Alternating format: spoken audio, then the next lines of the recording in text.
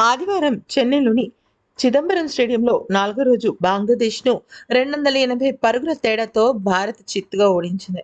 Test cricket చరిత్రలో మొదటిసారి ఓటమి కంటే ఎక్కువ విజయాలను సాధించిన జట్టుగా మన భారత జట్టు నిలిచింది.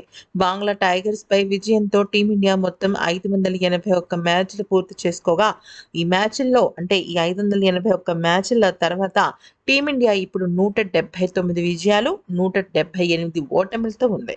బంగ్లాతో తొలి టెస్ట్ మ్యాచ్లో ఆడకముందు రెడ్ బాల్ ఫార్మాట్లో భారత్ 179 విజయాలు, 179 ఓటములు కలిగి ఉండి సరిసమానంగా ఉండే.